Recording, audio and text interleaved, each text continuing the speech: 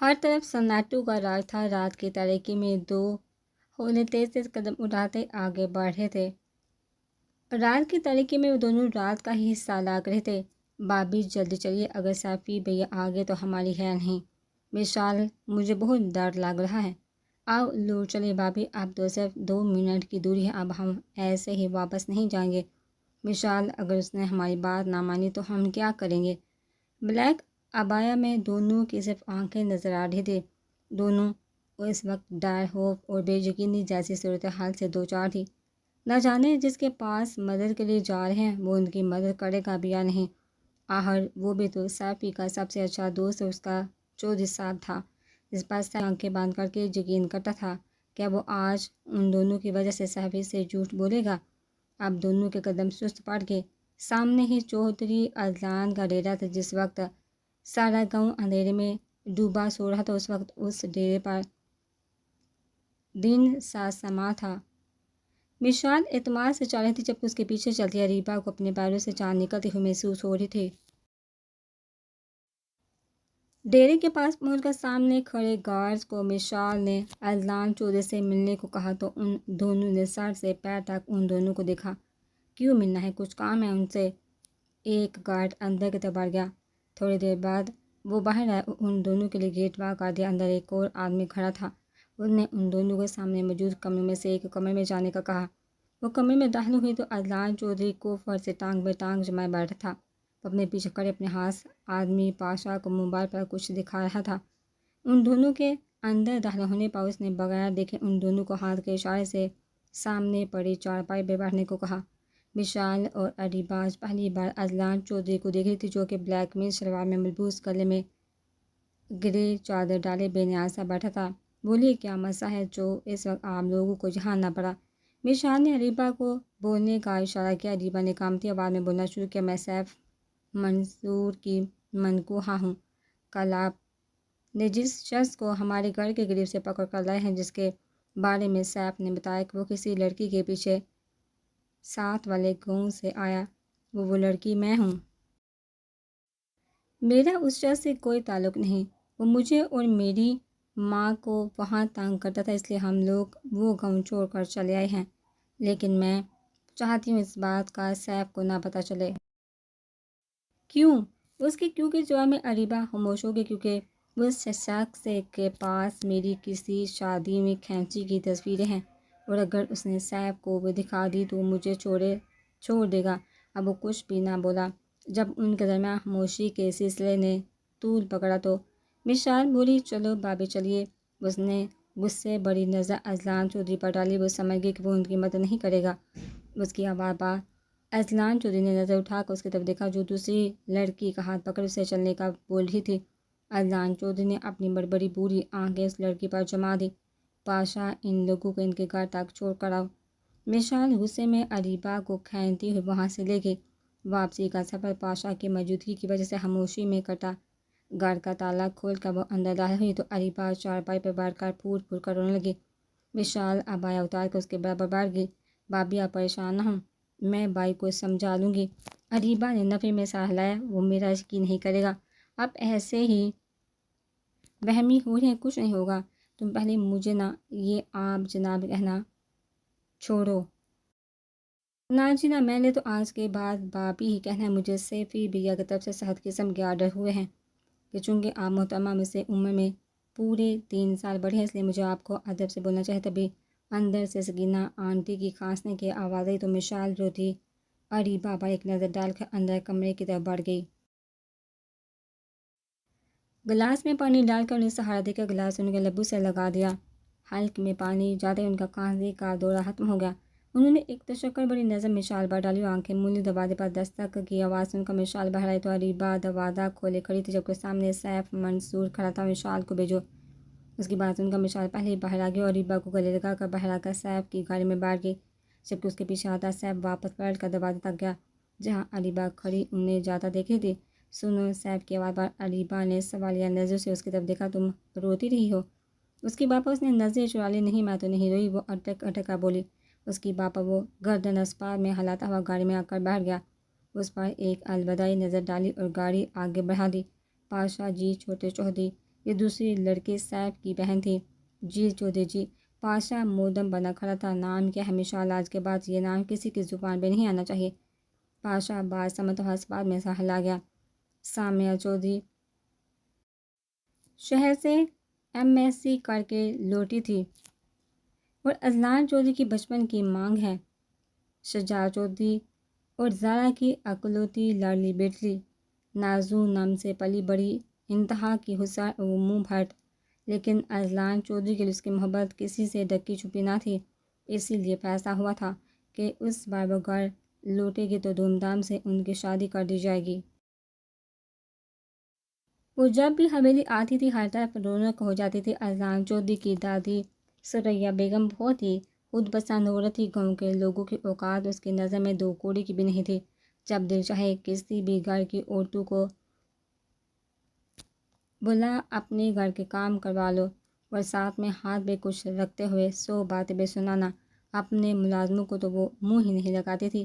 سامیہ چودھری اور اذلان چودھری میں بھی اپنی دادی کا عکس نظر آتا تھا۔ اس وقت سب لوگ اذلان کی دادی جنہیں سب بی جان کہہ کر پکارتے تھے، سب لوگ ان کے کمرے میں موجود تھے۔ اذلان چودھری بھی معمول کی طرح اماں بھی کے کمرے میں آیا، لیکن پہلے ہی موڑ پر سامیہ سے ٹکرا گیا جو اسے سامنے دیکھ کر شرمائی گھبرائی سے کھڑی تھی۔ اذلان چودھری سلام کر کے بی جان کی طرف بڑھ گیا۔ دوسری طرف ہمیشہ کی طرح اس کے روڈ رویے پر سامیہ کا پارا ہائی ہو چکا تھا اور وہ وہاں سے واک آؤٹ کر چکی تھی۔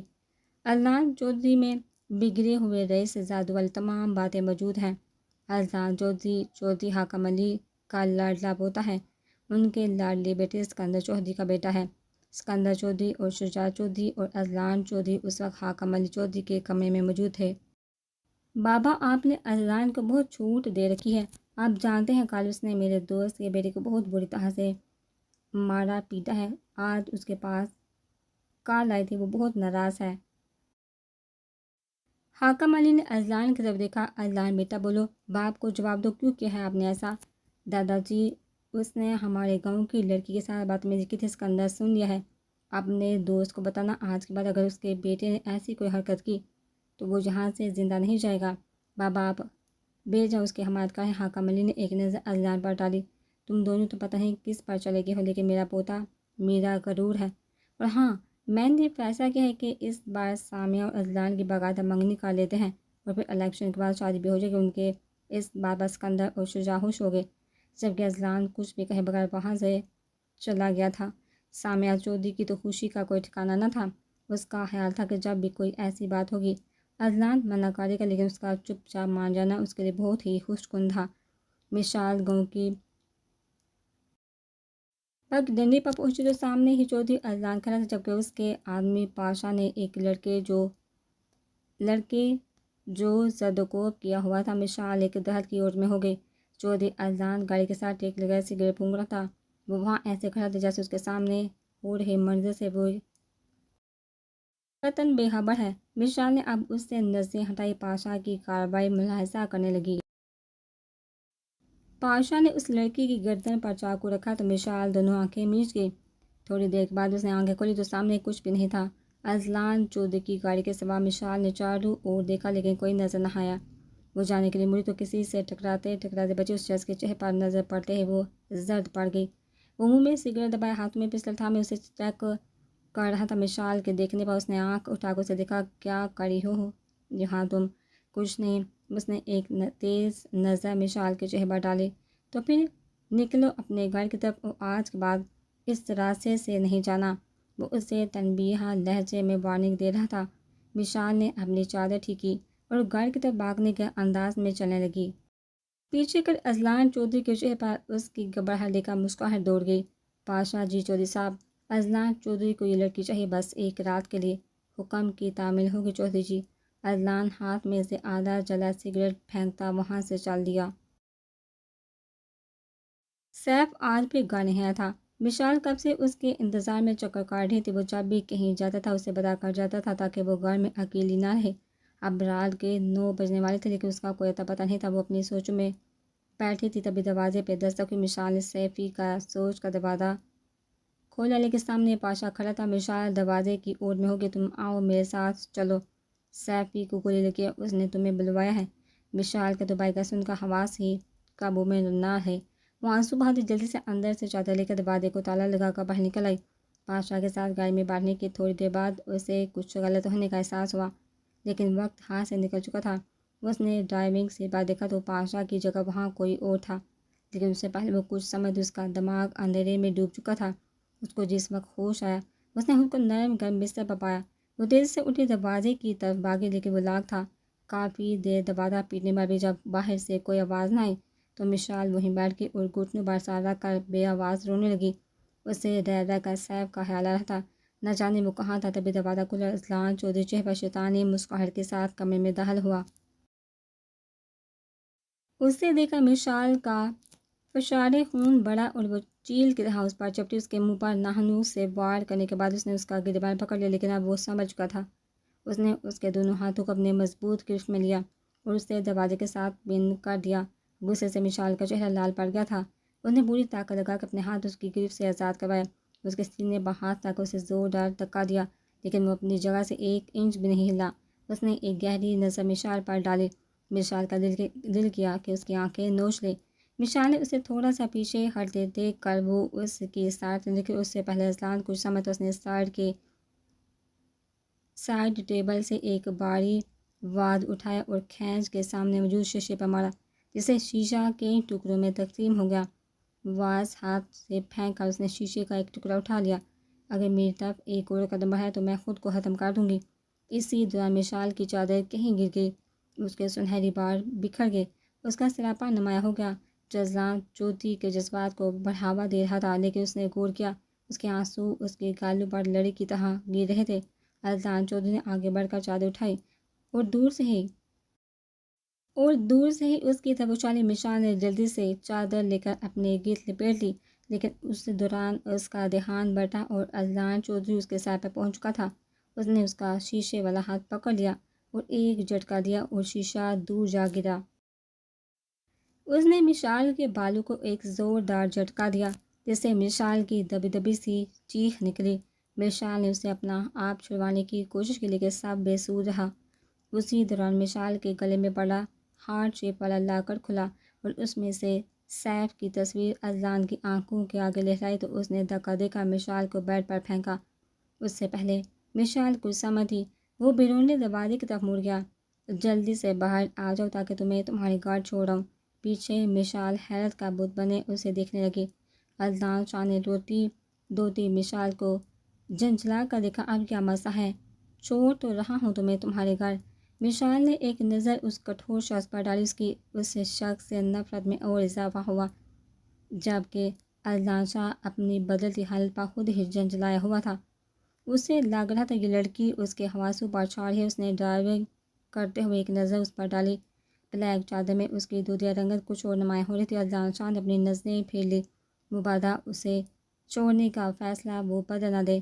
اسے گاڑی کے دروازے پر اتار کر ذہن سے گاڑی آگے بڑھا لے گیا۔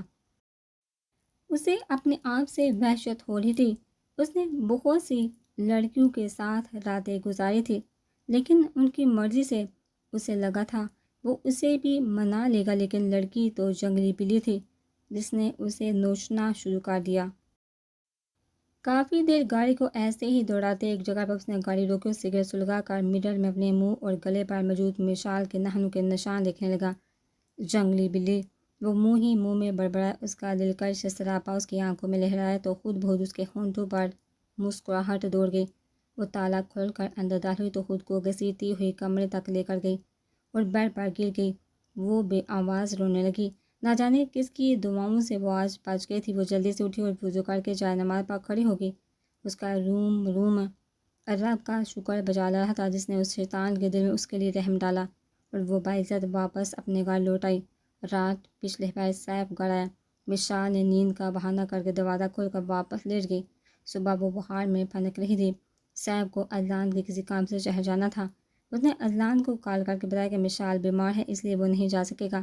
اگلے 10 منٹ میں وہ سیف کے گھر کے باہر تھا۔ مشال کو تو کوئی ہوش نہیں تھا اور وہ کس کے ساتھ ہاسپٹل آئی، جبکہ اذلان چودھری کی آنکھیں کسی مقناطیس کی طرح اس کے سراپے سے چمٹ گئی تھی۔ سستی سے بستر پر پڑی تھی۔ سورج سوانیزے پر پہنچ چکا تھا۔ سورج کی کرنیں چھم چھم اندر آ رہی تھی۔ دروازہ کھلا ہونے کی وجہ سے صحن کا منظر واضح تھا۔ جہاں بڑی اکلوتی چارپائی پر سیف بیٹھا اخبار کی ورق گردانی کر رہا تھا، ساتھ ساتھ ایک آدھا نظر آدھا کھلے دروازے پر بھی ڈال دیتا جہاں سے نظر آ رہی چارپائی پر مشال سو رہی تھی۔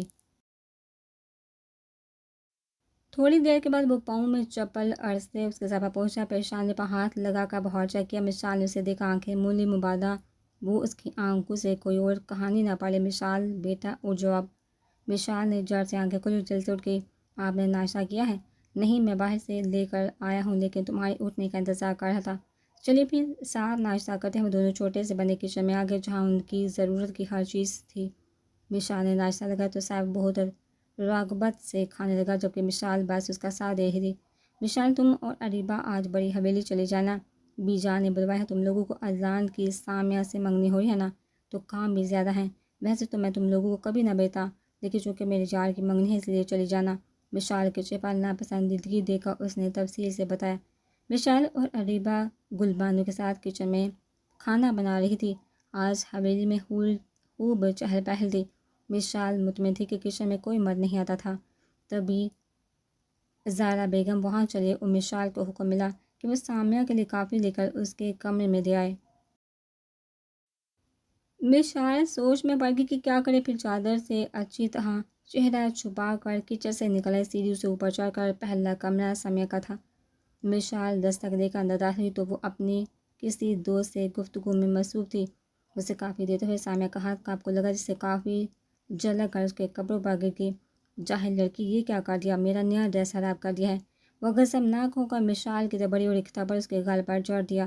مشال گال پر ہاتھ رکھتے سکتے میں رہ گئی، جبکہ سامعہ واش روم کی طرف بڑھ گئی۔ مشال آنسو بہتی تیزی سے نکلی اور سامنے سے آتے اذلان چودھری کے سینے سے ٹکرا گئی۔ اسی دوران اس کی چادر اس کے چہرے سے کھسک گئی۔ مشال نے سر اٹھا کر سامنے والے کو دیکھا تو اسے لگا آج اسے کوئی نہیں بچا سکتا۔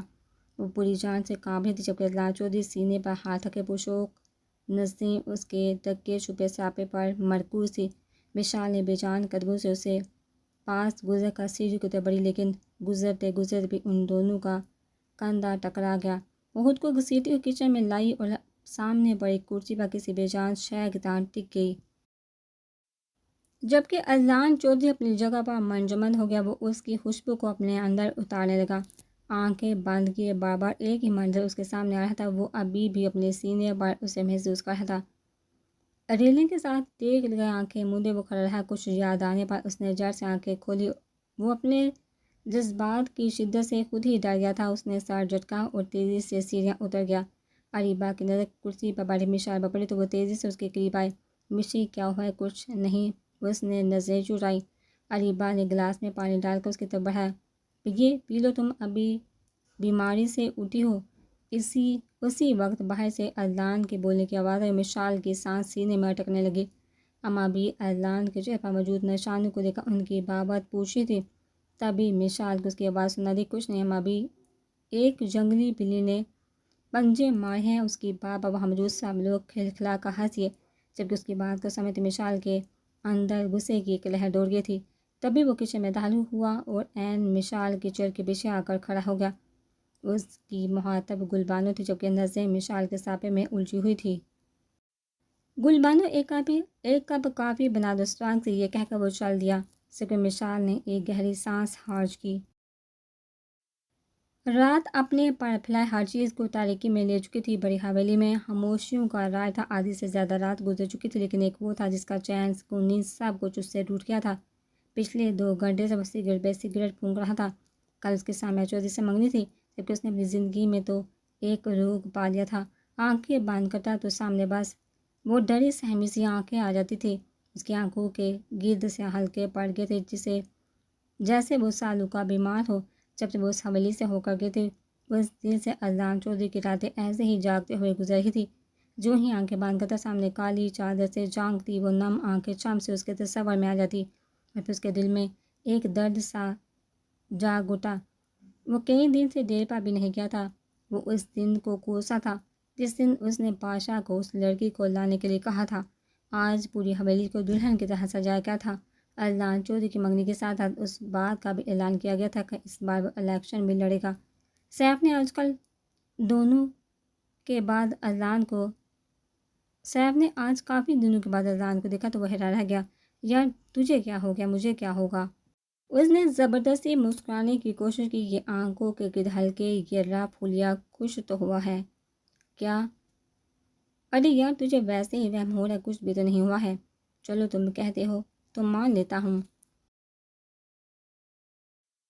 الیکشن کی تیاریاں پورے زور و شور سے چل رہی تھی، ہر طرف تو پارٹی جھنڈے لہرا رہے تھے۔ اذلان چودھری سب کچھ بلا کر الیکشن کیمپین میں جٹ گیا تھا، گھر گھر جا کر لوگوں سے ووٹ مانگ رہا تھا اور لوگوں کی ہر طرح کی مدد کی یقین دہانی کروائی جا رہی تھی۔ مقابل امیدوار بھی بہت مضبوط تھا، اذلان کے مقابلے میں اس کا ٹریک ریکارڈ بہت اچھا تھا۔ وہ ایک منچا ہوا سیاستدان تھا، دونوں ہی ایک دوسرے پر بڑھتی لے جانے کے چکر میں بڑھ چڑھ کر دعوے اور وعدے کر رہے تھے۔ مشال اپنی ہی دنیا میں مست تھی، وہ اب اسکول جاتے ہوئے بہت احتیاط سے جاتی تھی۔ اس نے ضد کر کے سیف کو مجبور کیا تھا کہ اب شام کے وقت اسے لینے خود آیا کرے۔ وہ ایک پرائیویٹ اسکول میں ٹیچنگ کرتی تھی جو کہ ایک NGO چلا رہی تھی۔ اس کے علاوہ اس NGO کے ذریعے سے گاؤں میں ایک ڈسپینسری بھی موجود تھی جو لوگوں کو صحت کی فری سہولت دیتی تھی۔ آج الیکشن کو صرف 2 دن رہ گئے تھے، اس لیے انہیں اسکول میں چھٹیاں دے دی گئی تھی۔ وہ کافی دیر سیف کا انتظار کرتے لیکن وہ نہیں آیا تو اللہ کا نام لے کر اکیلی ہی چل پڑی۔ آج تو جگہ جگہ لوگ کھڑے تھے، کوئی کس امیدوار کے بینرز لگا رہا تھا اور کوئی کس کے۔ سب اپنے اپنے پسندیدہ امیدوار کی حمایت میں میدان میں کود پڑے تھے اور لوگوں کو کنونس کرنے کی کوشش کر رہے تھے کہ ان کا امیدوار ہی اہل ہے۔ وہ اپنے گھر سے تھوڑا دور تھی جب اس کے پاس ایک بلیک مرسڈیز آ کر رکی۔ مشال ڈر کر پیچھے ہوئی، تبھی ڈرائیونگ سیٹ والی سائڈ کا دروازہ کھلا تو سامنے گرے کرتا شلوار میں ملبوس، آنکھوں پر سن گلاسز جو ہے اذلان چودھری نیچے اترا۔ گلاسز اتار کر ہاتھوں میں لیتے ہوئے اپنی گہری بری آنکھیں اس کے وجود پر جما دی۔ مشال نے اپنے آس پاس دیکھا لیکن اس وقت وہاں کوئی بھی موجود نہیں تھا۔ اسے عجیب خوف محسوس ہوا۔ اذلان چودھری نے اس کی طرف قدم بڑھائے تو وہ الٹے قدموں چلنے لگی۔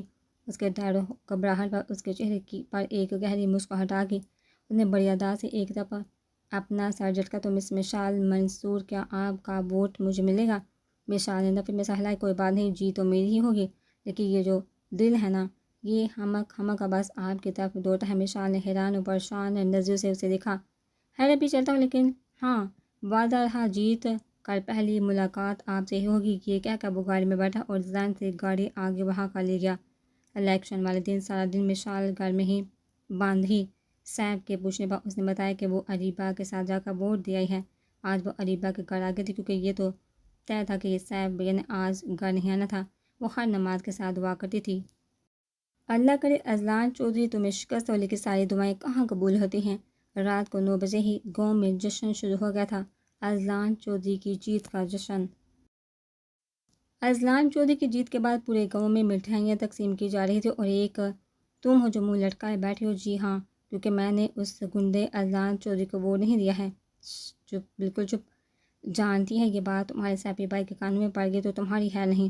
جی جانتی ہو، لیکن یہ بھی جانتی ہوں انہیں آج گھر آنے کی فرصت کہاں سے ملے گی۔ آج ان کے چودھری اذلان صاحب الیکشن جو جیت کے ہیں، ویسے اتنا اچھا تو ہے وہ، تمہیں اس سے کیا مسئلہ ہے، کوئی ایک ہو تو بتاؤ۔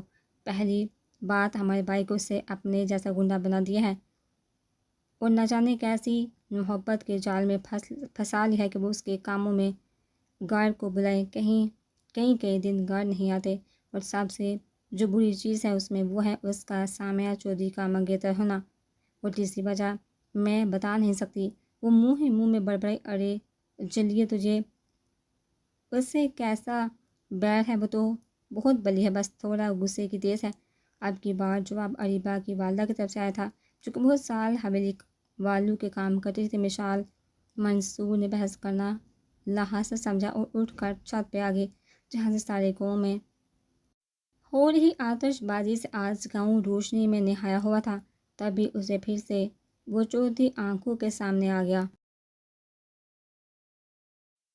جو اس سے نہر کے کنارے سیفی بھائی کے ساتھ ملا تھا۔ بلو کلر کی قمیض شلوار میں، گھوڑے پر سوار، کندھے پر بندوق ٹکائے جنگل میں شکار کے لیے جا رہا تھا۔ اس کے پاس سے جاتے ہوئے گھوڑے کی اسپیڈ آہستہ گئی اور سیفی بھیا کے سامنے تحکم سے بولا، آج کے بعد جہاں نظر نہ ہو اس طرف دوسرے گاؤں کی حدود ہے، خبردار جو آج کے بعد ادھر نظر آئے تو۔ اس وقت سوچ کر بھی مشال نے مٹھیاں بھیج لی۔ تبھی اس نے اپنے پیچھے کسی کی پرچھائی نظر آئی، اس سے پہلے کہ وہ شور مچاتی یا کچھ کرتی کسی نے اس کے منہ پر ہاتھ رکھ لیا۔ اس شخص کا چہرہ دیکھا مشال کو اس کے 2 دن پہلے کے کہے گئے الفاظ یاد آئے۔ اس کے منہ پر ہاتھ کے گہری نظریں اس پر ٹکائے ہنس دیا۔ کہا تھا نا سب سے پہلے تمہارے پاس آؤں گا، جاننا چاہو گی کیوں؟ سب سے پہلے تمہارے پاس آیا ہوں، مشال نے نفی میں سہ لایا۔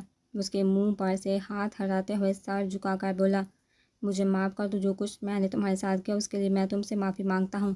مشال نے منہ پھیر لیا، اگر معاف نہیں کرو گی تو میں روز ایسے ہی آتا رہوں گا اور تم سے معافی مانگتا رہوں گا۔ اس کی بات پر مشال کو جھٹکا لگا۔ اس نے افسوس سے اس کے جھکے سر کو دیکھا۔ میرے معاف کرنے سے کیا ہوگا؟ میرے دل کو سکون مل جائے گا۔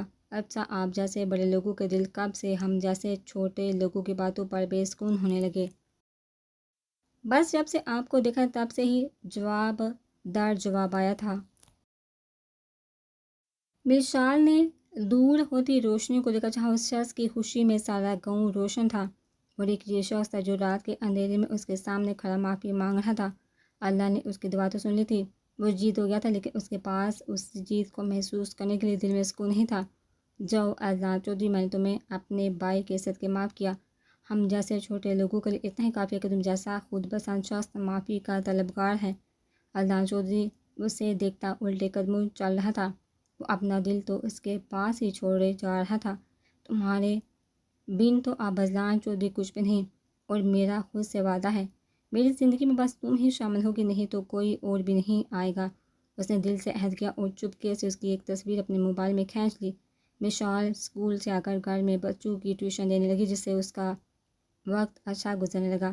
سیفی بھیا بھی اب زیادہ تر اسلام آباد میں ہی رہنے لگے تھے، اور مشال نے مکمل طور پر اریبہ کے گھر میں ڈیرا جما لیا تھا۔ اذان شاہ نے اپنا سیکیورٹی کے لیے پاشا اور سیف کو ساتھ رکھ لیا تھا۔ سیف کو اپنے ساتھ اسلام آباد چلنے کی آفر کرنے سے پہلے اس نے پوچھا تھا کہ وہ مشال کا کیا کرے گا، پھر ساتھ ہی اس نے آفر بھی کی تھی کہ وہ مشال کو حویلی میں بی جان کے پاس چھوڑ دے۔ سیف نے مشال سے بات کی تو وہ ہتھے سے ہی اکڑ گئی، آپ نے جہاں جانا ہے جائیے، میں اپنے گھر میں ہی رہ لوں گی، ہم مجھے کیسے ایسے ہی کہیں چھوڑ کر چلے جائیں گے؟ سیف بھی سوچ میں پڑ گیا کہ بہن کو گھر میں اکیلے چھوڑ کر کیسے جاؤ، لیکن پھر اریبہ آگے اس نے سیف سے کہا کہ وہ مشال کی بالکل بھی فکر نہ کرے، وہ اسے اپنے گھر لے جائے گی۔ لیکن پھر بھی سیف نے پہلے مشال کی رضامندی کو مقدم سمجھا کہ اگر وہ نہ چاہے تو ٹھیک، نہیں تو وہ اذان کو منع کر دے گا۔ لیکن مشال بھی بھائی کی مجبوری سمجھ تھی، وہ سالوں سے ان کے لیے کام کر رہا تھا، وہیں سے کما رہا تھا، تو اب اسے اس کے ساتھ تو جانا ہی تھا۔ آج سیف بھیا کو گئے پورے 15 دن ہو گئے تھے، اور اس زندگی میں پہلی بار ہوا تھا جو وہ اتنے دن کے لیے گھر سے کہیں گیا تھا۔ مشال 3 سال کی تھی جب اس کے ماں باپ گاؤں میں ہونے والے ایک جھگڑے میں گولیاں لگنے سے مارے گئے تھے۔ اس کے بعد وہ اور سیف سکینہ پھپھو کے گھر چلے گئے تھے۔ بہت بیوہ عورت تھی اریبہ، تب 6-7 سال کی تھی۔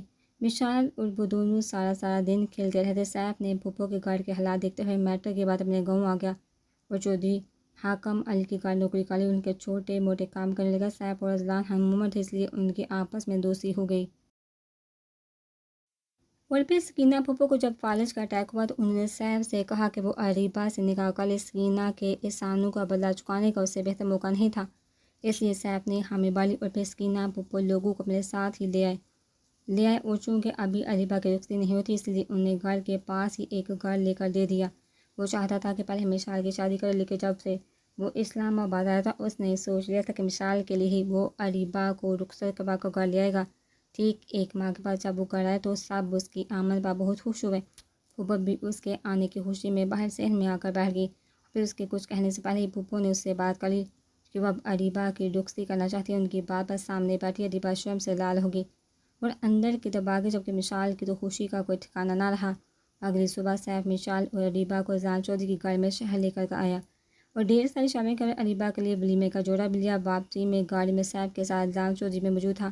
اریبہ اور مشال جس وقت مال سے باہر نکلی تو مشال کی پہلی نظر فرنٹ سیٹ پر بیٹھے اذان چودھری پر گئی، جو وائٹ کلر کی قمیض شلوار میں بلیک واسکٹ ٹیپ تن کے کندھے تک آتے، بالوں کو پونی میں باندھے، آنکھوں پر سن گلاسز چڑھائے بار بار گھڑی میں وقت دیکھ رہا تھا۔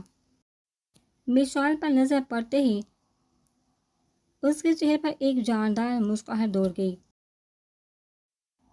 مشال نے غیر ارادی طور پر اپنی چادر دوسری، اس کی اس حرکت پر اس نے مسکراتے ہوئے سر جھٹکا۔ اذان چودھری کو آج پتہ چلا تھا کہ خوشی کس چیز کا نام ہے۔ پچھلے 1 ماہ سے دن رات بے چینی میں گزرے تھے، لیکن اس لڑکی کو ایک نظر دیکھ کر لینے کے بعد اس کے رگوپے میں سکون سید کر گیا تھا۔ ان دونوں کی گاڑی میں بیٹھنے پر سیف نے گاڑی آگے بڑھا دی، جبکہ اذلان چودھری لاپرواہ نظر آنے کی کوشش کرتے ہوئے اپنے موبائل پر مصروف ہو گیا۔ پھر سارا راستہ خاموشی سے ہی کٹا۔ سیف اور وہ آپس میں کوئی نہ کوئی بات کر لیتے تھے، لیکن وہ دونوں خاموش ہی رہے۔ سیف اپنے گھر کے آگے گاڑی کھڑی کی اور جلدی سے نیچے اتر کر سامان نکال کر اندر رکھنے لگا۔ عریبہ بھی اس کی مدد کرنے لگی۔ جس وقت مشال اترنے لگی، اذلان چودھری بغیر مورے بولا، سنا میں تمہارے لیے کچھ لایا تھا۔ اس کی بات پر مشال نے ایک سخت نظر اس پر ڈالی، اس کی نظروں کو محسوس کرتے ہوئے اذلان چودھری نے بھی اس کی طرف دیکھا۔ دونوں کی نظریں ملی تو مشال نے نظریں جھکا لی۔ اذلان چودھری نے ایک پیکٹ مشال کی طرف بڑھایا، جبکہ مشال نے سختی سے مٹھیاں بھیج دی، جیسے مخاطب اس کے ہاتھ کے ساتھ آ کر چپک نہ جائے، اور گاڑی سے اتر کر بغیر دیکھے گھر کے اندر چلی گئی۔ جبکہ اذلان چودھری کی نظروں نے دیر تک اس کا تعاقب کیا۔ اس نے ایک گہرا سانس لیا اور وہ پیکٹ واپس اپنے ہینڈ کیری میں رکھ لیا تھا۔ یہ طے تھا کہ جو چیز اس کے لیے لی ہے وہ کسی بھی طرح اس تک پہنچائے گا۔ اسے ذل لگانا بھی کیسی عجیب سی کیفیت ہے۔ انسان اپنی ہٹ درمی سے شکست کھا جائے تو اپنی ہی نظروں میں شرمندہ ہو جاتا ہے۔ اسے آج سبزیاں اگانے کا شوق چڑھا تھا اور وہ کھرپی لیے اپنے کام میں مصروف تھی۔ ہاتھ گندے ہونے کی وجہ سے پھونک مار کر پیشانی پر آتے بال ہٹانے کی کوشش کر رہی تھی۔ وہ بلو کلر کے سادے سے کاٹن کے جوڑے میں ملبوس تھی۔ وہ نظر ہاتھوں پر جمائے اپنے کام میں پوری طرح سے مگن تھی۔ تھوڑی دیر کے بعد اسے اپنے عقب میں کسی کی موجودگی کا احساس ہوا۔ اپنے عقب میں موجود کسی ذی روح کا احساس اسے اس وجود سے اٹھتی خوشبو کے ذریعے ہوا تھا۔ وہ خوشبو اپنی مہنگی قیمت کا احساس چار سو پھیلا چکی تھی۔ اس نے دنیا کے تمام مہنگی پرفیومز کے بارے میں پڑھ رکھا تھا اور یہ یقیناً ایسے ہی کسی برانڈڈ کی خوشبو تھی۔ وہ یکدم اٹھ کر کھڑی ہوگی۔ اس کے اپنے غیر موجودگی پر وہ اتنی حیرت تھی کہ آس پاس کے منظر تھوڑی دیر کے لیے کہیں غائب ہو گئے۔ احساس تھا تو صرف یہ کہ وہ اس وقت اس کے گھر میں موجود تھا، اپنی شان و شوکت، خوبصورتی، اپنے بہترین لباس زیب تن کے، اور وہ ناقابل بیان احساسی کمتری میں مبتلا ہو گئی۔ ہیلو! اس کی طرف سے کوئی جواب نہ پا کر وہ کیاری کے پاس رکھی ایک پرانی زنگ آلودہ کرسی پر بیٹھ گیا، جبکہ مشال نے جلدی سے گلے میں پڑا دوپٹہ صاحب پر جمایا۔ اذلان چودھری آج دوسری بار اسے ایسے دیکھ رہا تھا، بلو کلر کے کپڑے میں، گرمی کی تمازت سے گلابی چہرہ لیے، سفید ہاتھ مٹی سے لٹکتے ہوئے تھے۔ تبھی اسے اپنے پیچھے سیف بیگ کی آواز سنا دی، ارے اذلان کہاں بیٹھ گئے ہو؟ آؤ اندر چلو۔ وہ اسے لیے اندر بیٹھ گیا اور مشال کو پانی لانے کے لیے بولا۔ کچن تک پہنچتے پہنچتے اس نے 100 طرح کے مشروب سوچ لیے تھے جو وہ پیتا تھا اور ان کی حویلی میں اکثر موجود رہتے تھے، لیکن ایسا کوئی مشروب اس کے گھر میں موجود نہیں تھا۔ وہ فریج کھول کر تھوڑی دیر اس کے اندر موجود چیزوں کو دیکھتی رہی، پھر آڑو کے جوس کا ڈبہ اور سادہ پانی کی بوتل نکال لائی۔ تیزی سے ایک گلاس میں جوس اور دوسرے میں پانی اڈیل کر ٹرے میں سجائی۔ وہ کچن سے نکلی۔ وہ ڈرائنگ روم میں جس وقت داخل ہوئی، وہ سیف سے بات میں مصروف تھا۔ ڈرائنگ روم کو سجانے والے کا ذوق بہت اچھا ہے۔ ڈرائنگ روم کی اکلوتی کھڑکی کے پردے ہٹا کر باندھتے ہوئے مشال نے سنا، یہ ہو کیا رہا ہے؟ اس نے کھڑکی کے پار دیکھتے ہوئے تھر تھر کر سوچا۔ مشال نے لمحہ بھر کی پلٹی، اس کی بات سنی اور پھر کمرے سے باہر نکل گئی۔ اسے ایک بار پھر سے نئے سرے سے غصہ آیا۔ یہ کیوں آیا جہاں مجھے میری اوقات دکھانے آیا ہے؟ جبکہ اذلان چودھری اس کی محبت میں پور ڈوب چکا تھا۔ آج وہ سیف کی شادی کے بہانے سے یہاں آیا تھا، در حقیقت وہ تو بس اس کو ایک نظر دیکھنے آیا تھا۔ اتوار کا دن شاید سب کے لیے ہی دیر سے شروع ہوتا ہے۔ مشال کی آنکھ کھلی، گھڑی 10 بجنے کا اعلان کرتے ہوئے اس کا منہ چرا رہی تھی۔ اس نے رات کو سیفی بھیا سے شرط لگائی تھی کہ وہ ان سے پہلے اٹھے گی۔ اس نے تیزی سے بستر چھوڑا، سیف کے کمرے کی طرف بھاگی، لیکن وہاں تو لگ رہا تھا کوئی سویا ہی نہیں۔ وہ نا امید ہو کر سست قدموں سے صحن میں آئی۔ اسے آج سورج پر بھی غصہ آ رہا تھا۔ اتنی جلدی کیوں نکل آتے ہو؟ میرے پاس ہوتے نہ پانی کی بالٹی بھر کر تم پہ پھینکتی تاکہ تم پہ جو آگ برسا کر ہمیں مار رہی ہو، یہ آگ بجھ جاتی۔ نہ جانے اسے کس بات پر اتنا غصہ تھا۔ اصل میں اسے اس سورج پہ اذلان چودھری ہی نظر آ رہا تھا۔ اس کی آنکھوں میں بھی تو ایسی آگ نظر آتی تھی، اس کو لگتا ہے جلا کر بھسم کر ڈالے گا۔ تبھی بیرونی دروازے سے سیف پسینہ پوتا داخل ہوا۔ اندر آتا دکھائی گا۔ مشال کو دیکھا، اس نے 2 انگلیوں سے وکٹری کا نشان بنایا۔ مشال منہ بنا کر کچن میں گھس گئی۔ سیف اس کے پیچھے کچن میں ہی چلا آیا اور ناشتہ بنانے میں اس کی مدد کرنے لگا۔ میں پھوپھو کی طرف گیا تھا، پھوپھو کے مالک مکان کو بتا دیا ہے کہ وہ اس مہینے گھر خالی کر دیں گے اور ہاں، رخصتی کے لیے جمعے کا دن طے پایا ہے۔ تم سوئی ہوئی تھی، نہیں تو تمہیں بھی ساتھ لے چلتا۔ چلیے کوئی بات نہیں، ویسے بھی میں چل کر کیا کرتی۔ اچھا ہے اب اریبہ پھوپھو، ہم سب پھر سے ایک ہی گھر میں رہیں گے۔ وہ سچ میں بہت خوش تھی۔ بس میں چاہتا ہوں اب میں تمہیں بھی رخصت کر دوں توبہ بھائی آپ کو تو مجھے اس گھر سے بھیجنے کی بہت ہی جلدی ہے۔ ارے جلدی تمہاری شادی ہو جائے تو میں بے فکر ہو جاؤں گا۔ اب کی بار وہ چپ ہو گئی تھی۔ دل چاہ رہا تھا اذلان چودھری کی حرکت کے بارے میں اسے بتا دے، لیکن پھر اس بدماش کا کیا بھروسہ، اگر پائی ہی نہ رہا تو کیا ہوا، کدھر کھو گئے ہو؟ جی کہیں نہیں، آپ کیا کہہ رہے تھے؟ تمہارے لیے بی جان نے کچھ بھیجا ہے، تمہارے کمرے میں رکھا ہے۔ سیف نے اسے یہ نہیں بتایا کہ گفٹ اسے دیوا اذلان چودھری نے ہے، اگر بتا دیتا تو وہ سمجھ جاتی کہ یہ کس نے بھیجا ہے۔ وہ سارے حالاتی اپنے کمرے کی طرف بڑھ گئی۔ سامنے ہی ایک ڈبہ پڑا تھا، ڈبہ کھولنے پر اس میں سے ریڈ کلر کا نفیس سے کام والی میگزین نکلی، جسے دیکھا وہ حیرت زدہ رہ گئی۔ اتنا خوبصورت جوڑا میرے لیے بھیجا ہے؟ سامیہ ٹک ٹک کرتی اندر آتی۔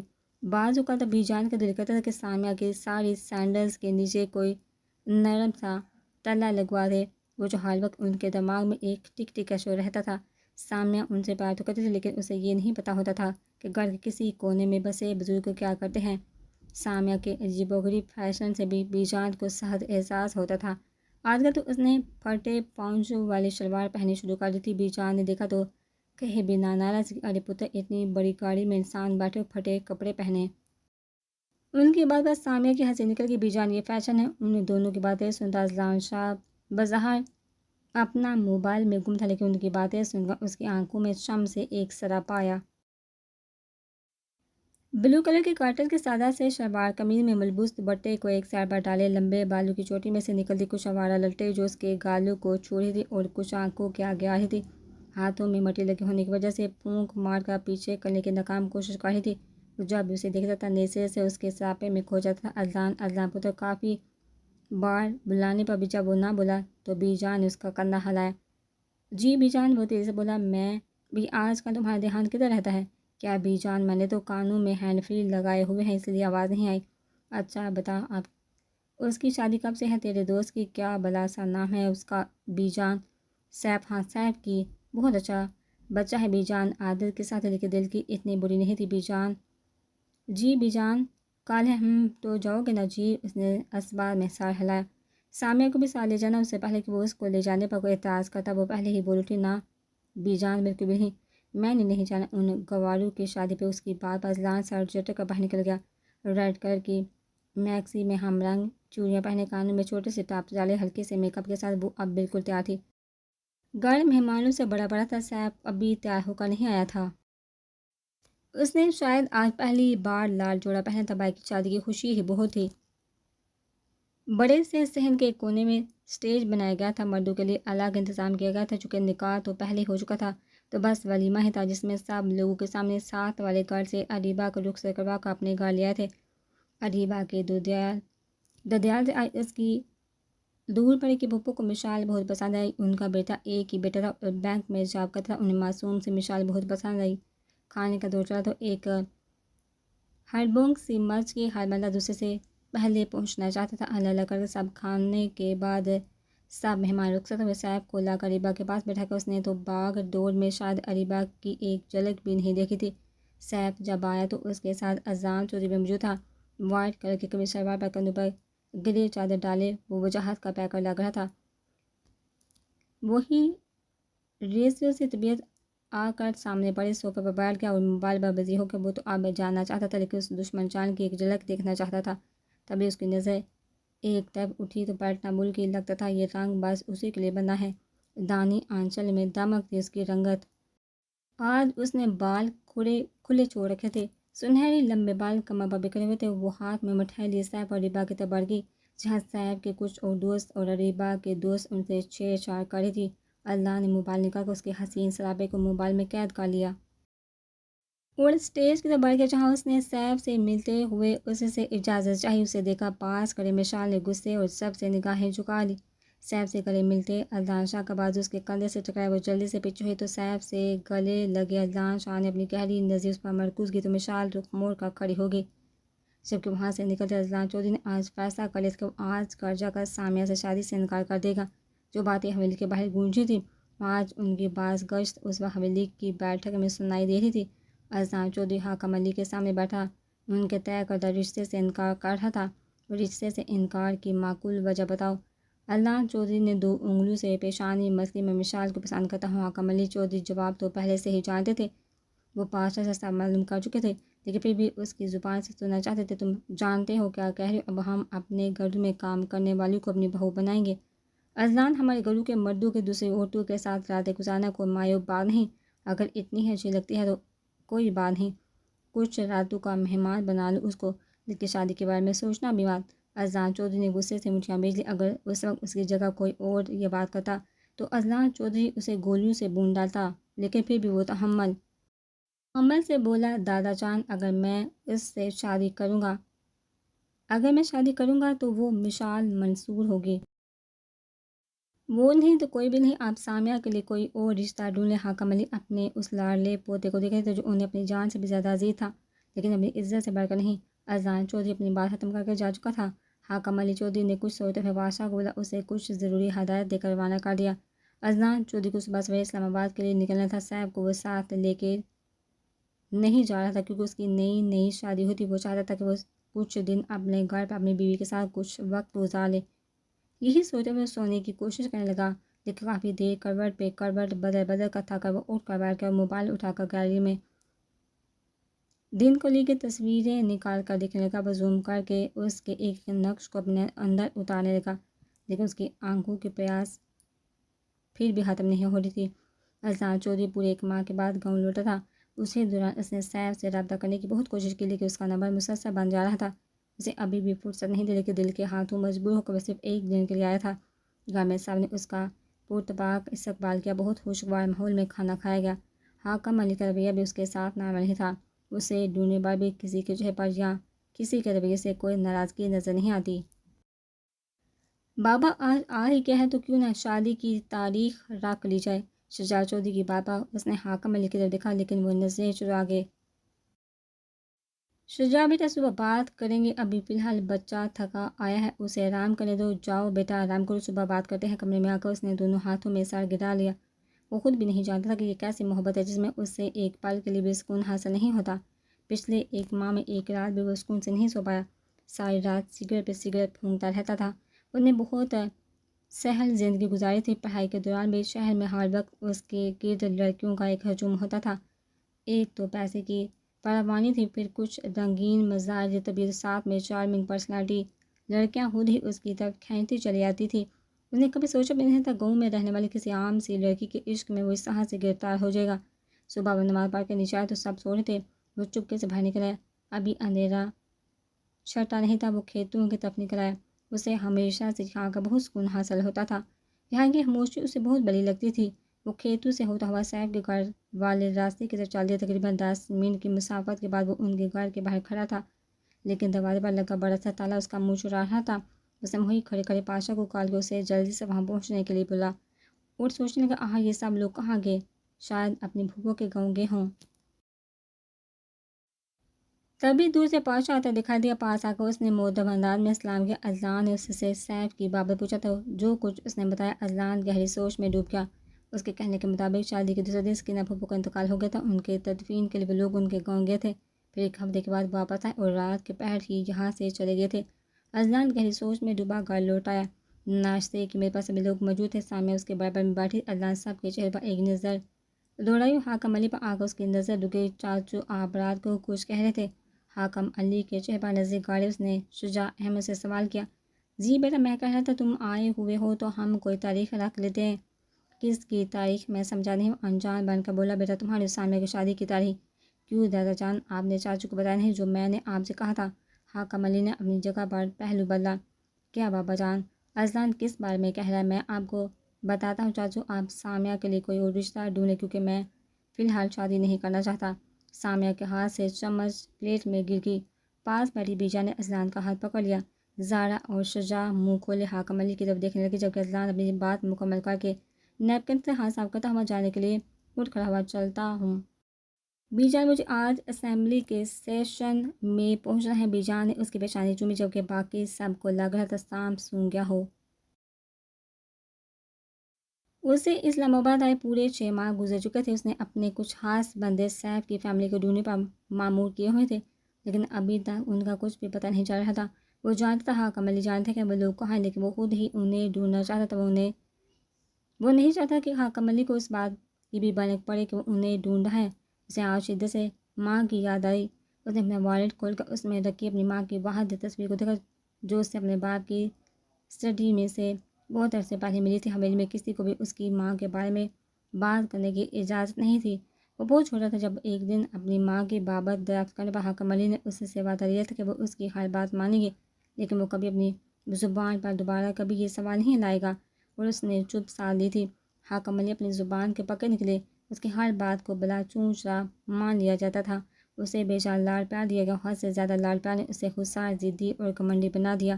وہ چاہتا کہ وہ جس چیز کی چاہ کرے وہ اس کی ہو جائے، اور یہی غلطی اسے ہوئی تھی۔ جب اس نے مشال کو دیکھا تو اس نے سمجھا جیسے اس کی زندگی میں لڑکیاں آتی رہتی ہیں اور وہ ان کے ساتھ ایک دو راتیں گزار لیتا تھا، وہ بس ان کا چارم ختم ہو جاتا تھا۔ اس بار بھی ویسا ہی کر کے، لیکن پہلی بار اس کا پالا ایک مضبوط کردار کے لڑکے سے پڑا تھا، جسے اس کی پرسنالٹی اور پیسے سے کوئی سروکار نہیں تھا۔ اسے بس اپنی عزت سب سے پیاری تھی، اور اس کی یہ ادا اسے بھا گئی تھی۔ اس کی طرف اگر کوئی لڑکی دیکھ کر منہ موڑ لیتی تو وہ کبھی دوبارہ ادھر تھوکنا بھی نہیں چاہتا تھا، لیکن اس کے ساتھ پہلی بار ایسا ہو رہا تھا کہ وہ جتنا اسے دیکھ کر غصہ ہوتی تھی، جتنا اسے چیڑتی تھی، اسی قدر اذان چوہدری کے دل میں اس کو پانے کی جستجو بڑھ جاتی تھی۔ اور پھر شاید اس نے اپنی زندگی میں پہلی بار کوئی لڑکی دیکھی تھی جو خود کو چھپا چھپا کر رکھتی تھی، اور اس کی یہی بات اسے اٹریکٹ کرتی تھی۔ اذان شاہ نے آفس میں بیٹھا کسی فائل کی ورک گردانی کر رہا تھا۔ اس کے موبائل پر رنگ ہوئی تو انجان نمبر دیکھا۔ اس نے کچھ پل توقف کیا، نمبر پہچاننے کی کوشش کی، پھر ششو پنج میں اس نے کال ریسیو کر لی، لیکن دوسری طرف کی آواز سن کر وہ اپنی جگہ پر کھڑا ہو گیا۔ کہاں ہو تم اس وقت؟ اس نے پین لے کر جلدی سے پتہ نوٹ کیا، اپنا کوٹ اور گاڑی کی چابی اٹھا کر پاگل کی طرح باہر کی طرف بھاگا۔ وہ بس اتنا جانتا تھا جس نے اسے پکارا ہے وہ اس کی متاع حیات ہے۔ اس کے بس میں نہیں تھا کہ وہ اڑ کر لاہور پہنچے۔ وہ بہت ریش ڈرائیونگ کر رہا تھا، لیکن پھر بھی اسے لاہور پہنچنے میں کم سے کم 4 سے 5 گھنٹے لگنے تھے۔ ہونٹوں میں سگریٹ دبائے، ایکسیلیٹر پر دباؤ بڑھا کر اس نے اسپیڈ اور تیز کی۔ اس کے کانوں میں بس اس کی آواز گونجتی، مجھے آپ کی مدد چاہیے۔ اس کے دماغ میں جو اس کے کہا جملہ گونجتا، وہ گاڑی کی اسپیڈ اور تیز کر لیتا۔ اگلے 4 گھنٹے میں اس کی بتائی گئی جگہ پر موجود تھا۔ اپنی گاڑی باہر مین روڈ پر کھڑی کر کے وہ پیدل اندر کی طرف چل دیا۔ یہ اندرونی لاہور کا ایک پسماندہ علاقہ تھا۔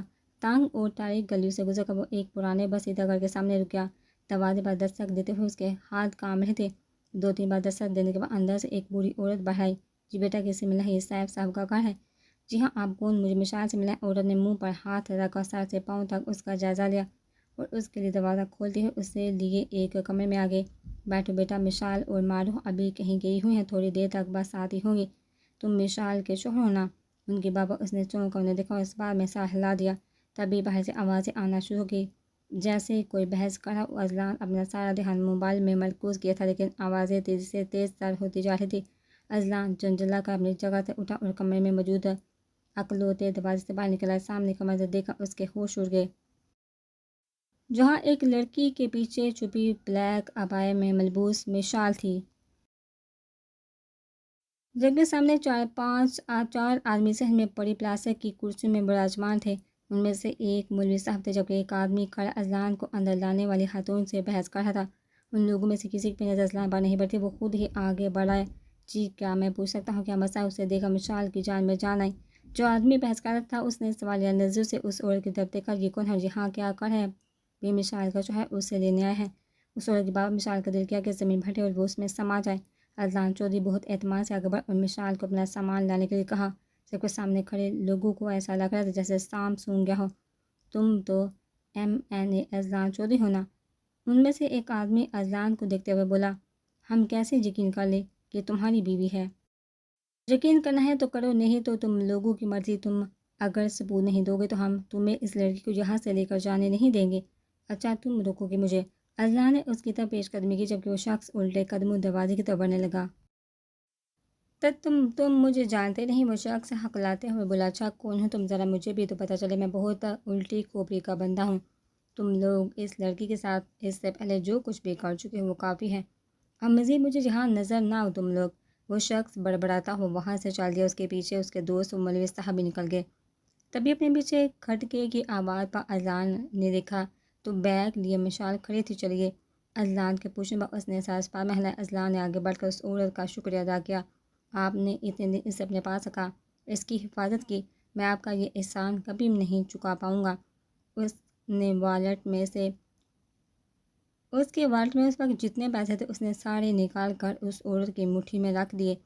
وہ نانا کترا گئی، لیکن اذلان نے زبردستی انہیں وہ پیسے تھمائے اور آگے بڑھ کر مشال کے ہاتھ سے بیگ لے لیا۔ گاڑی میں گہری خاموشی چھائی ہوئی تھی۔ گاڑی پھر سے اسی راستے میں روا دبا تھی، لیکن اب اذلان مطمئن تھا۔ اس سے منظر پر پہنچنے کی کوئی جلدی نہیں تھی۔ وہ سرشار سا بیٹھا تھا، اس عورت کی بات کو سوچ سوچ کر ہی ہوش ہو رہا تھا۔ یہ مشال کا شوہر اسے لینے آیا ہے۔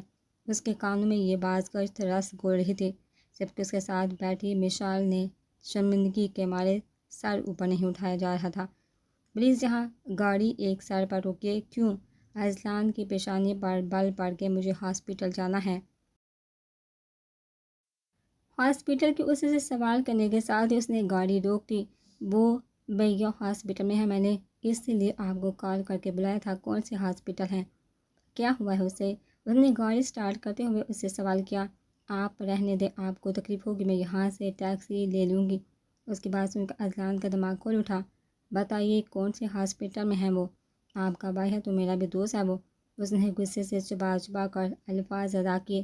مشال اس کے غصے سے ڈر کر ہاسپٹل کا نام بتا کر خاموش ہو کے کچھ بولیں گی آپ سے پوچھا ہوں کیا ہوا ہے اسے؟ مجھے نہیں پتا، ہم لوگ سکینہ پھوپھو کی تدفین کے لیے ان کے گاؤں گئے تھے، واپس آئے تو پاشا ہمارے گھر کے باہر کھڑا تھا۔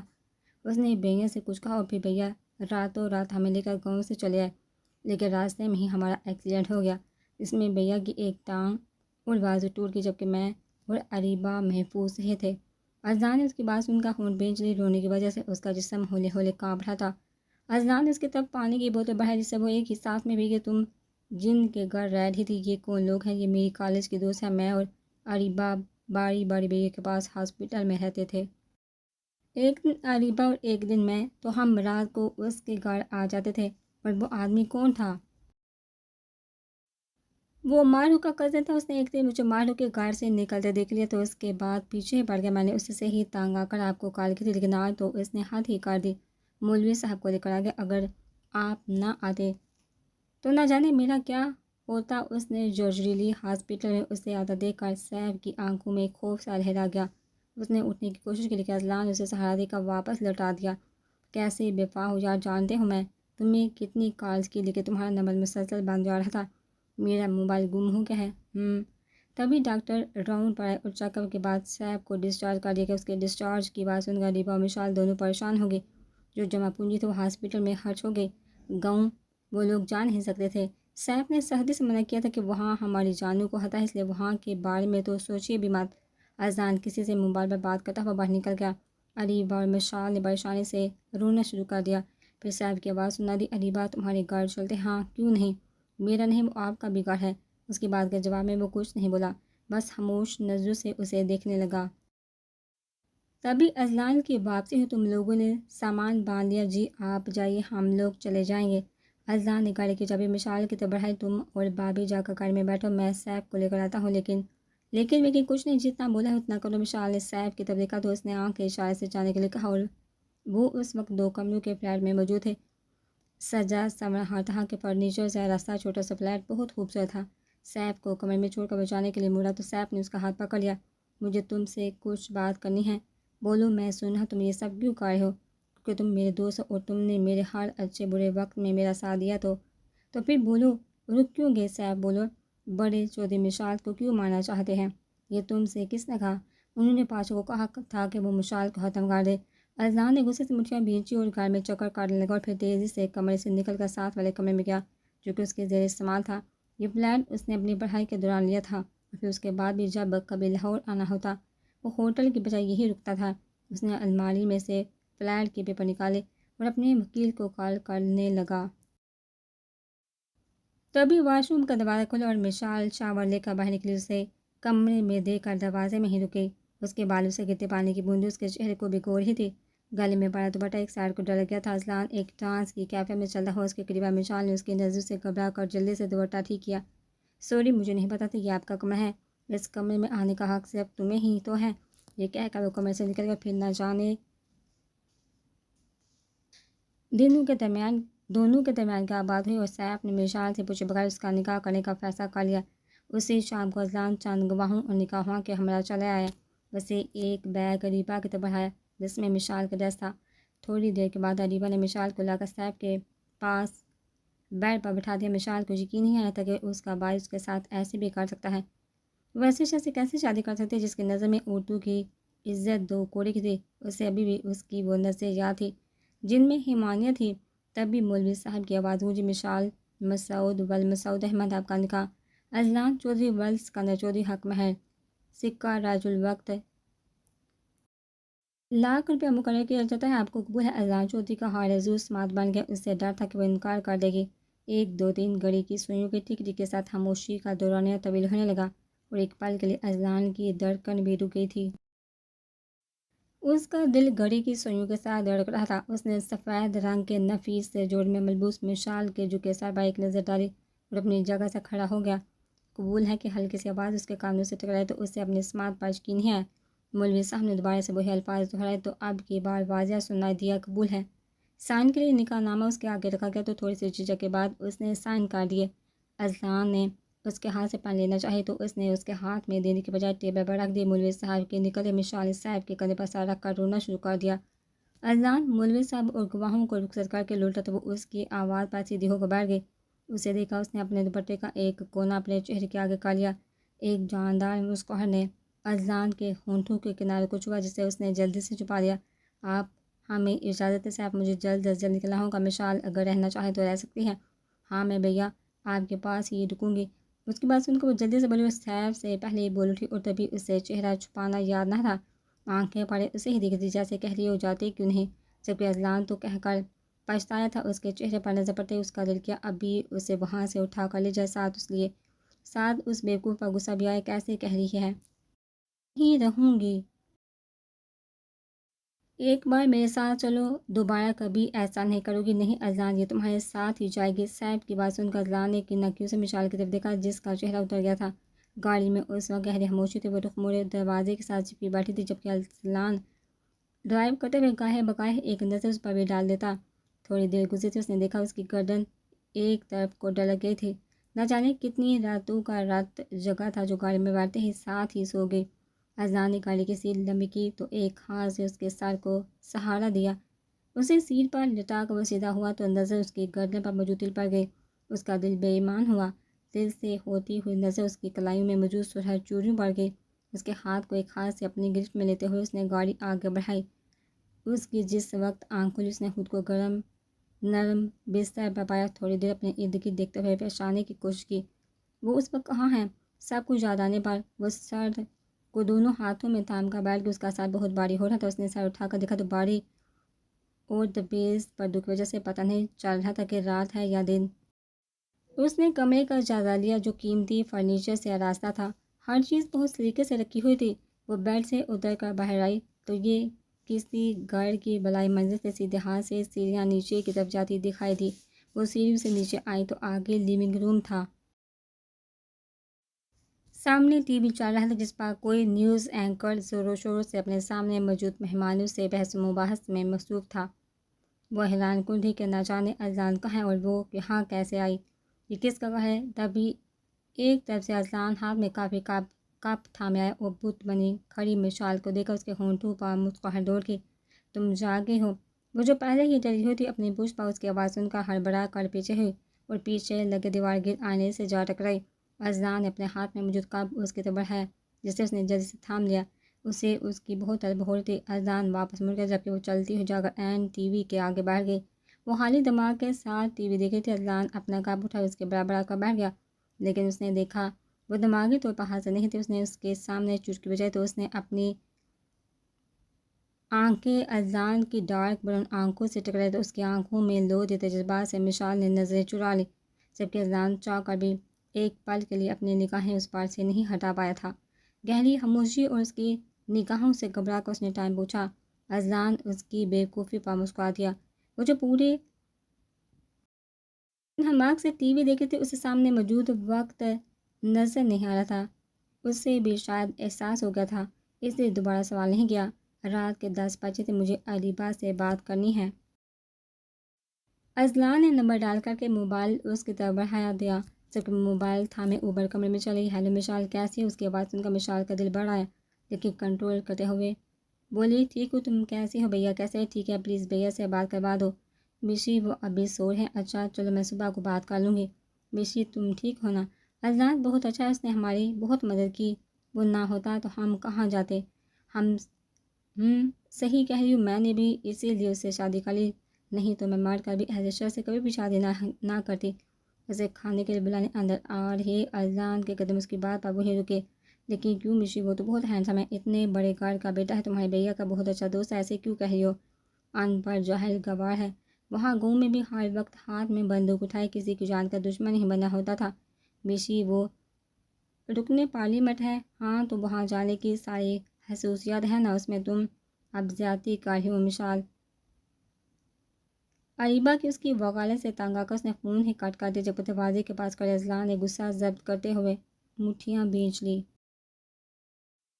وہ اسے ڈھونڈتے نیچے جہاں وہ کھانے کی ٹیبل پر بیٹھا کھانا کھانے میں مصروف تھا۔ اس نے نظر اٹھا کر مشال کی طرف نہیں دیکھا تھا، بس ہاتھ کے اشارے سے اسے کھانے کے لیے بولا۔ کھانے کو دیکھا، مشال کی بھوک چمکی، وہ بیٹھی تو اس نے اس کے آگے رکھی پلیٹ میں بریانی ڈال دی۔ اسے شاید بھوک زیادہ لگی تھی، تبھی وہ تیز تیز ہاتھ چلانے لگی۔ اذلان اپنا کھانا ختم کر کے سینے پر ہاتھ باندھے اسے کھاتے دیکھنے لگا۔ جب اس کی پلیٹ میں چاول ختم ہونے لگے تو اذلان نے پوچھے بغیر مزید چاول ڈال دیے۔ اب کی بار شاید شرمندگی سے اس نے ہاتھ کھینچ لیا۔ اس کی شرمندگی پامتے ہوئے اذلان وہاں سے اٹھ گیا۔ کھانے کے بعد برتن دھو کر وہ لاؤنج میں آ کر بیٹھ گئی۔ کافی دیر گزرنے کے بعد وہ کمرے میں آئی تو ملکجا سا اندھیرا پھیلا ہوا تھا۔ اذلان بیڈ پر نیم دراز تھا، وہ بیڈ کے قریب کھڑی سوچنے لگی کہاں سوئی۔ تبھی اسے بیڈ کی دوسری طرف ایک تکیہ اور بلینکٹ نظر آئے تو وہ تکیہ لے کر بالکل کونے میں لیٹ گئی۔ اذلان کی آنکھ الارم کی آواز پر کھلی، قریباً اس وقت صبح کے 10 بجے تھے۔ وہ اٹھنے لگا، تبھی اس کی نظر اپنے سینے پر رکھے ہاتھ پر پڑی۔ اس نے گردن موڑ کر اپنے پہلو میں لیٹی مشال پر ایک نظر ڈالی، ایک ہاتھ گال کے نیچے رکھے جبکہ دوسرا ہاتھ اذلان کے سینے پر موجود تھا۔ اذلان نے اس کے ہاتھ کو اپنی نرم گرفت میں لیا، اس کی پشت پر اپنے ہونٹ رکھ دیے۔ اس کا لمس پا کر مشال ہلکا سا کسمسائی تو اذلان نرمی سے اس کا ہاتھ اپنے سینے سے ہٹاتے ہوئے اٹھ گیا۔ یہ اس کی زندگی کی خوبصورت صبح تھی۔ پچھلے 8 ماہ سے وہ روز رات کو یہی تو خواب دیکھتا آ رہا تھا۔ وہ فریش ہو کر باہر آیا تو وہ پاؤں لٹکائے بیڈ پر بیٹھی تھی۔ مشال نے بغیر شرٹ کے اذلان کو دیکھ کر نظر جھکا لی۔ اذلان نے اس پر ایک نظر ڈالی اور وارڈروب کی طرف بڑھ گیا۔ نیوی بلو کلر کی شرٹ نکال کر پہنی اور ہاتھ میں ایک پنک کلر کا نفیس سے کام والا جوڑا لا کر مشال کے پاس رکھ دیا اور وہیں کھڑے شرٹ کے بٹن بند کرنے لگا۔ اس کی نظریں مشال کے چہرے کا طواف کر رہی تھی۔ مشال کپڑے ہاتھ میں لے کر تیزی سے واش روم میں گھس گئی۔ وہ باہر نکلی تو وہ کوٹ پہنے ونڈو کے پاس کھڑا کسی سے فون پر گفتگو میں مصروف تھا۔ مشال ڈریسنگ کے آگے کھڑے ہو کر اپنے بال سلجھانے لگی، لمبے گھنے بالوں نے اس کی پشت کو ڈھانپ رکھا تھا۔ اذلان بات کرتا ہوا غیر ارادی طور پر اس کے پیچھے آ کر کھڑا ہو کر آئینے میں نظر آتے اس کے عکس پر نظر جما دی۔ مشال کی پشت اس کے سینے سے ٹکرا رہی تھی۔ اسے اپنے اتنے قریب دیکھ کر اس کے ہاتھ سے برش گر گیا۔ اذلان مسکرا کر تھوڑا سا آگے کو جھکا اور اس کی کان کے لوپ اپنے لب رکھتی اس کی اس حرکت پر وہ شرم سے اس میں پڑ کے خود میں سمٹ گئی، جبکہ اذلان نے سیدھا ہوتے ہوئے اس کے چہرے پر ایک نظر ڈالی۔ آفس جا رہی ہوں، جلدی واپس آ جاؤں گا، اور کمرے سے نکل گیا۔ اس کے نکلتے ہی مشال دل پر ہاتھ رکھتے ہوئے بیڈ پر بیٹھ گئی۔ یہ مجھے کیا ہو رہا ہے؟ اس شخص کے سامنے میری زبان کو تالے کیوں لگ جاتے ہیں؟ اس نے اپنے دل پر ہاتھ رکھا جو دگنی رفتار سے دوڑ رہا تھا۔ اس کی حرکت یاد کر کے وہ کان کے لو تک سر پڑ گئی۔ وہ ابھی آفس سے لوٹا تھا۔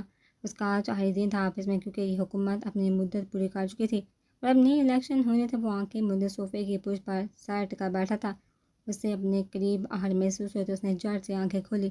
اس نے سر جھٹک دوبارہ سے سامنے نظر آتا نظارہ دیکھا، جہاں لال جوڑے میں ملبوس دونوں ہاتھوں میں بڑھ بڑھ کے چوڑیاں ڈالی گئی تھی۔ نفاذت سے دوپٹہ سر پر ٹکائے اس کی نظروں کے ارتکاز سے کنفیوز سی مشال نظر جھکائے کھڑی تھی۔ آپ کے لیے کھانا لگاؤں؟ لگاؤ، میں فریش ہو کر آتا ہوں۔ ساتھ ہی کوٹ اپنے بازو پر ڈال کر وہ اپنے کمرے کی طرف بڑھ گیا اور اس کے اس طرح اگنور کرنے پر اس نے اپنی تیاری پھیکی سی لگی۔ اذلان جانتا تھا وہ اس کے لیے تیار ہوئی، لیکن وہ بھی گزرے 1 سال کا بدلہ لینا چاہتا تھا۔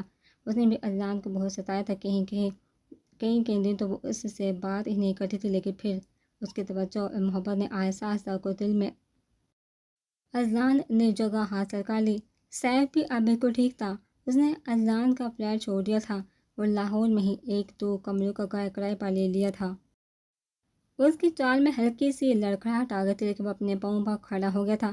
اذان کو پارٹی کی طرف سے ٹکٹ آفر کیا گیا تھا، لیکن اس نے انکار کر دیا کہ وہ سیاست سے کنارہ کشی اختیار کرنا چاہتا ہے۔ اس بات کی خبر جب حویلی میں پہنچی تو حاکم علی خان اسی وقت بادشاہ کے ساتھ اسلام آباد کے لیے روانہ ہو گئے۔ ان کا خیال تھا وہ اذان کو قائل کر لیں گے۔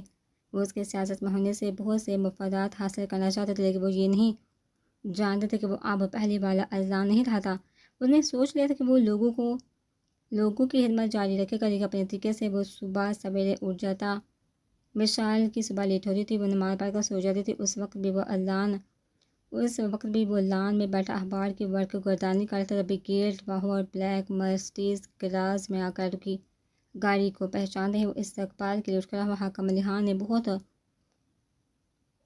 جوش سے اذان کو گلے لگایا۔ تم تو حویلی کا راستہ ہی بھول گئے۔ وہ خاموش ہی رہا۔ وہ ملازم کو ناشتہ لگانے کے لیے کہا، آپ اتنی صبح صبح کیسے آ گئے؟ بس تمہاری یاد کھینچ رہی۔ وہ طنزیہ مسکرایا اور سر اس بات میں ہلایا، داجی میں گاؤں گیا تھا۔ گاؤں گئے تھے؟ گاؤں تو تم پچھلے 1 سال سے نہیں آئے ہو۔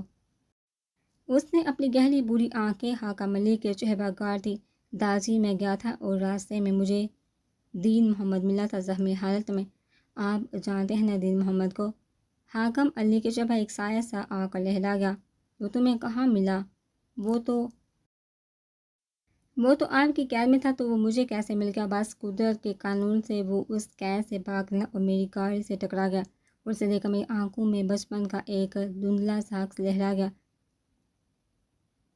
جیسے اس کی باتوں نے صاف کر دیا کیا قصور تھا میری ماں کا۔ یہی کہ وہ آپ کے بیٹے کی پسند تھی۔ آپ کو اس کے باطن سے پیدا ہونے والا بیٹا تو قبول تھا، لیکن وہ نہیں۔ آپ میری ماں کے قاتل۔ اس کی آنکھوں میں ایک درد تھا جس کا مداوع شاید ہی ممکن تھا۔ آپ نے اس دائی کو کتنے پیسے دیے تھے؟ حاکم علی جھک کے سر سے بیٹھے رہے۔ کھانا کھا کر جائے گا، یہ کہہ کر وہ کھڑا ہوا۔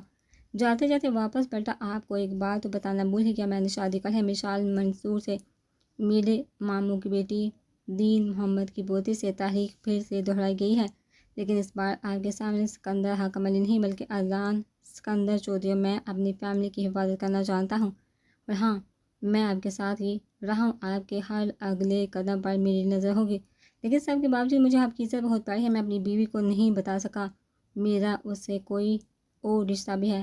وہ بس اتنا ہی جانتی ہے کہ میں نے اس سے ترس کھا کر شادی کی ہے، لیکن وہ یہ نہیں جانتی کہ میں تو مداوع کر ہوں اپنوں کے کیے گئے مظالم کہ آپ نے ایک غلطی دوبارہ کیسے کرنے کی کوشش کی داجی؟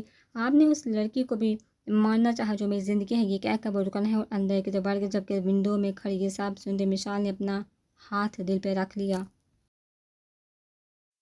وہ تو شاک میں تھی۔ سب کچھ جان کر اسے وہ رات یاد آ رہی تھی جب وہ گاؤں سے لوٹا تھا۔ گرج شمع کے ساتھ بارش جا رہی تھی۔ مشال نے اس لڑکی کی طرف جاتے دیکھا تو اس کے پیچھے چل دی، کیونکہ وہ تو کہہ کر گیا تھا کہ وہ 2-3 دن واپس نہیں لوٹے گا۔ وہ جس وقت اسٹڈی میں داخل ہوئی وہاں موجود ہر چیز تہس نہس ہو چکی تھی۔ جب وہ اندر داخل ہوئی تو ایک باری فائل اڑتی ہوئی مشال کے سر پر لگی۔ مشال کے منہ سے ایک بلند چیخ برآمد ہوئی تو اذان نے اس کے سمت دیکھا اور اپنی لال آنکھوں سے اس کی طرف دیکھنے لگا، جیسے پہچاننے کی کوشش کر رہا۔ اس سے ڈر کر وہ اپنے کمرے میں آ گیا۔ اگلے دن ناشتے پر وہ نارمل تھا۔ ناشتے کے بعد اس کا ہاتھ پکڑ کر اسے کمرے میں لے آیا اور سر پر موجود ہلکے سے زخم کو غور سے دیکھنے لگا اور بینڈیج کر کے بغیر کچھ کے آفس کے لیے نکل گیا تھا۔ حاکم علی بغیر کچھ کے واپس لوٹ کے اپنے کمرے سے دیکھتے اذان کے دل کو کچھ ہوا۔ جو بھی ہو، لیکن وہ اس کے دادا جی تھے، انہوں نے بہت لاڈ سے اسے پالا تھا۔ جس وقت وہ گاڑی میں بیٹھنے لگے اس وقت دوڑتی ہوئی مشال ان کے پاس پہنچی۔ داجی کھانا کھا کر جائے گا؟ حاکم علی نے مڑ کر اس کی طرف دیکھ کر اپنا ہاتھ اس کے سر پر رکھ دیا۔ سدا سہاگن رہو پتر، ان کی آواز میں نمی تھی۔ میں اذان سے ملنے آیا تھا، واپس آؤں گا تمہاری بی جان کو لے کر۔ اور گاڑی میں بیٹھ کے مشال کی زندگی میں اذان چودھری بہت اونچے مقام پر بیٹھا تھا۔ جس شادی کے آغاز میں بہت مایوسی میں گری تھی، وہ نہیں جانتی کہ یہ اس کے رب کا فیصلہ ہے، اور بے شک وہ بہترین فیصلہ کرنے والا ہے۔ آج مسلسل تیسرا دن تھا وہ کھانے پر اس کا انتظار کرتی، جبکہ وہ تھا کہ گھر ہی نہیں آ رہا تھا۔ رات گئے کہیں گھر لوٹا اور پھر صبح سویرے نکل جاتا۔ آج میں مشال مایوس ہو کر کھانا سمیٹ کر کمرے میں آ گئی۔ وہ نماز پڑھ کر سونے کے لیے لیٹی تو نہ جانے کیوں اس کی آنکھوں سے آنسو کا ایک ریلا سا نکلا۔ جب تک وہ اس کے قریب آنا چاہتا تھا وہ اس سے دور بھاگتی تھی، اور جب وہ اس کے پاس آنا چاہتی ہے۔ وہ اس سے دور بھاگ رہا ہے۔ صبح مشال کی آنکھ کھلی تو اسے سانس لینے میں دشواری ہو رہی تھی۔ اس نے دیکھا تو وہ چودھری اذلان کی باہوں کے مضبوط گرفت میں تھی۔ وہ تیزی سے پیچھے ہوئی، تھوڑی دیر اپنی سانس بحال کے پھر اٹھنے سے پہلے وہ اذلان کی طرف جھکی اور اپنے لب اس کی پیشانی پر رکھ دیے۔ وہ پیچھے ہوئی تو اذلان آنکھیں کھولے اسے دیکھ رہا تھا۔ مشال شرمندہ ہو گئی اور تیزی سے بیڈ سے نیچے اترنا چاہا، لیکن اس سے پہلے ہی اس کا بازو اذلان کی گرفت میں تھا۔ میڈم، ایسے چوری چھپے یہ سب کرنے کی ضرورت نہیں، ہم پر ہم سے زیادہ آپ کا حق ہے۔ اس کی بات پر وہ سرشاری سے کھلکھلا کر ہنسی، جبکہ اذلان چودھری اس کی ہنسی میں کہیں کھوس آ گیا تھا۔